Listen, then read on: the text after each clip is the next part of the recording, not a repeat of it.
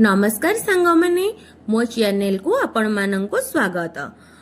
आज आमे बेल गछ विषय किछिटा कथा जानिबा जहाँकि आम जीवन में बहुत काम लगी थाए।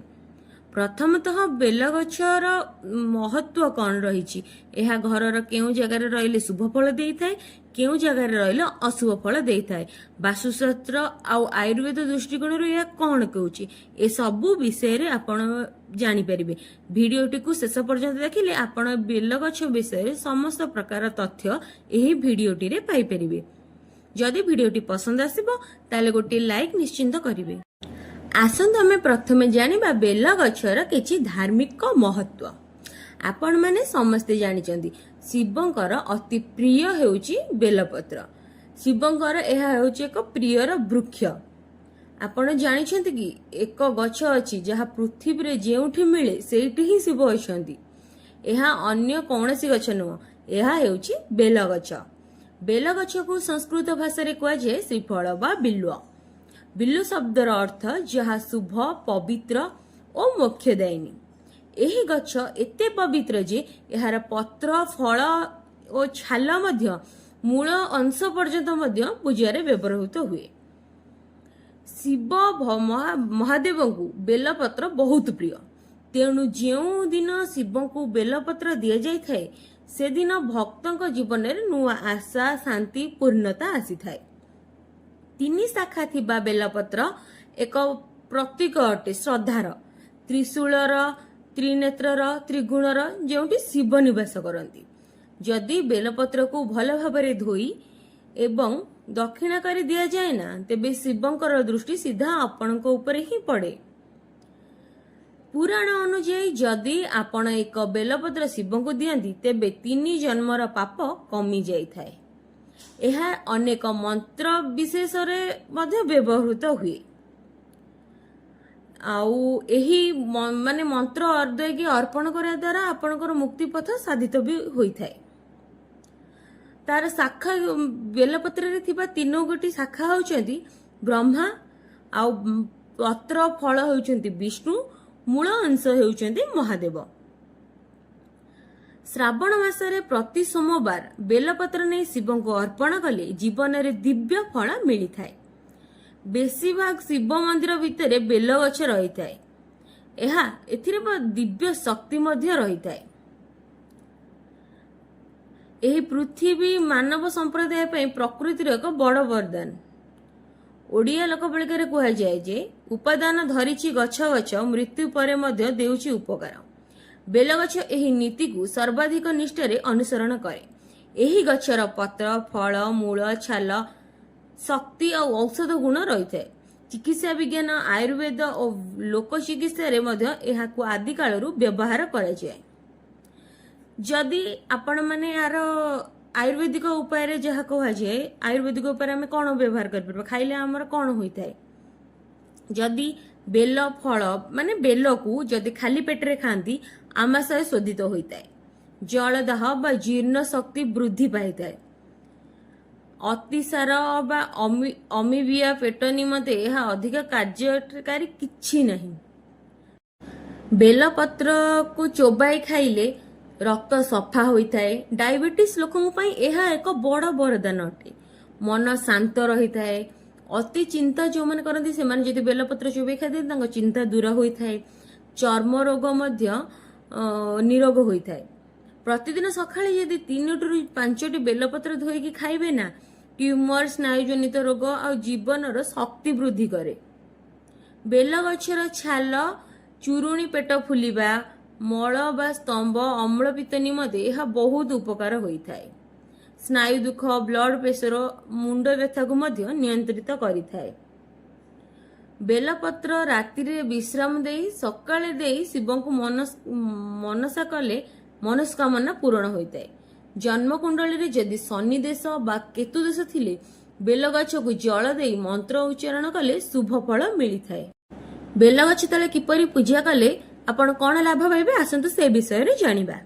बेलगछ तले पूर्णिमा राति रे जदि आपण दीपटिए लगेई दउचंदी ना आपणको घर को आपणको जीवन को दुष्ट शक्तिर प्रभाव पड़िबो नाही। ଆଉ ଗ୍ରାମର ଗୋଷ୍ଠୀ ମଧ୍ୟରେ ଯେଉଁଠି ଜମି ବିବାଦ ଅଛି ସେଠାରେ ବେଲଗଛ ଲଗାଇ ଏକ ଶାନ୍ତ ଚିହ୍ନ ବନ୍ଧା ଯାଇଥାଏ। ବେଲପତ୍ରରେ ଲେଖାଯାଏ ଯେ ମନସ୍କାମନା ପୂରଣ କରିବା ପାଇଁ ସେ ଭାଗ୍ୟ ଖୋଲିଦେବ ବୋଲି ବିଶ୍ୱାସ ମଧ୍ୟ ରହିଅଛି। ତନ୍ତ୍ରଶାସ୍ତ୍ର ଅନୁଯାୟୀ ବେଲଗଛର ମୂଳ କୌଳିକ ପୂଜା ପାଇଁ ବ୍ୟବହୃତ ହୋଇଥାଏ।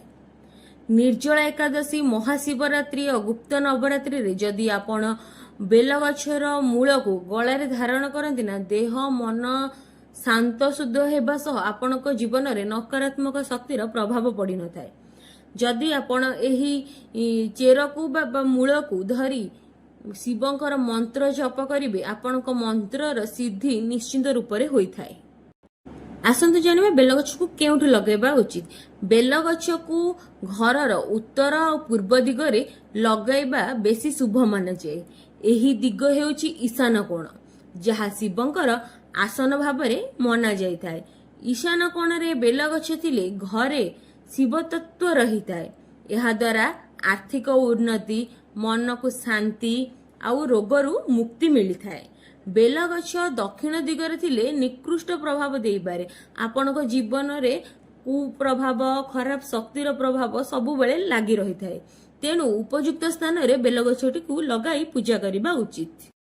ଯଦି ବେଲଗଛଟି ଆପଣଙ୍କ ଘର ଆଗରେ ଅଛି ନା, ତାହେଲେ ଘର ମୁହାଁ ନିକଟରେ ଥିବା ବେଲଗଛଟି ଅତିଥିମାନେ ଘରକୁ ପ୍ରବେଶ କରିବା ସମୟରେ ଶୁଭ ଊର୍ଜା ଦେଇକି ପ୍ରବେଶ କରେ।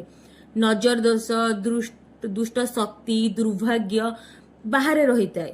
ଘରକୁ ଗାଁ ଗୋଷ୍ଠୀ ମଧ୍ୟରେ ଆଧ୍ୟାତ୍ମିକ ଭାବରେ ଶୁଭ ବୋଲି ମନାଯାଏ।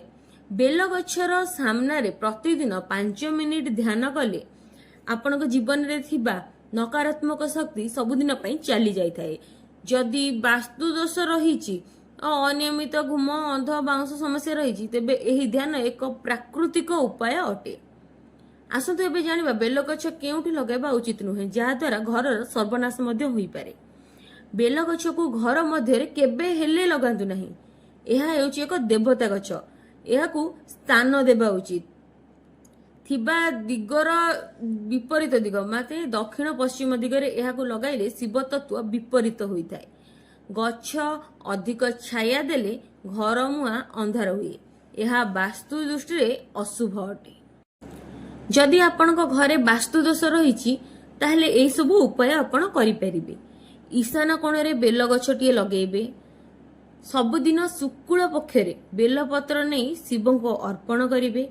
ବେଲପତ୍ର ଉପରେ ଚନ୍ଦନରେ ଓಂ ଲେଖି ଶିବଲିଙ୍ଗ ଉପରେ ଚଳେଇଲେ ସମସ୍ତ ପ୍ରକାର ଘରର ବାସ୍ତୁ ଦୋଷ ଦୂର ହେବା ସହ ମନସ୍କାମନା ମଧ୍ୟ ପୂରଣ ହୋଇଥାଏ। ଗଛ ତଳେ ଗୋଟିଏ ଦୀପ ଜଳାଇ ଧୂପ ଦେଇ ଏହି ମନ୍ତ୍ର ଜପ କରନ୍ତୁ। ଓಂ ନମ ଶିବାୟ ବିଲ୍ୱପତ୍ର ପ୍ରିୟାୟ ଶୁଭମ କୁରୁ ଘରେ ମମ। ଏହି ମନ୍ତ୍ରକୁ ଜପ କରିବା ଦ୍ୱାରା ଆପଣ ଘରେ ଥିବା ସମସ୍ତ ପ୍ରକାର ବାସ୍ତୁ ଦୋଷ ଦୂର ହୋଇଥାଏ। ଏଥିରେ କିଛି ବି ଖର୍ଚ୍ଚ ନାହିଁ। କେବଳ ଦୀପ ଧୂପ ଦେଇ ଆପଣ ବେଲଗଛ ମୂଳେ ବସି ପୂଜାଟିଏ କରିବେ।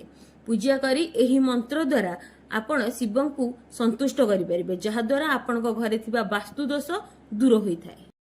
ବେଲଗଛକୁ ମଧ୍ୟ ଆୟୁର୍ବେଦିକ ଉପାୟରେ ପ୍ରୟୋଗ କରାଯାଇଥାଏ। ଏହା ଏକ 10 ମୂଳ ଔଷଧ ଗଛ, ଯାହାର ମୂଳ, ପତ୍ର, ଫଳ, ଗଛର ଛାଲ ସବୁ କିଛି ଔଷଧ ରୂପରେ ବ୍ୟବହୃତ ହୋଇଥାଏ। ବେଲକୁ ଯଦି ଫଳର ମଜା ଦେହର ଆନ୍ତରିକ ଶୁଦ୍ଧି କରେ।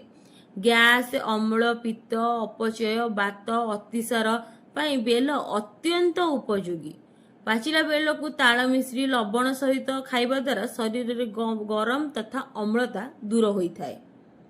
ବେଲପତ୍ରକୁ ଚୋବାଇ ଖାଇବା ଫଳରେ ମନ ଶୁଦ୍ଧି, ଚର୍ମ ରୋଗ, ଶ୍ୱାସ ଦୋଷ ସବୁକିଛି ପ୍ରଶମିତ ହୋଇଥାଏ।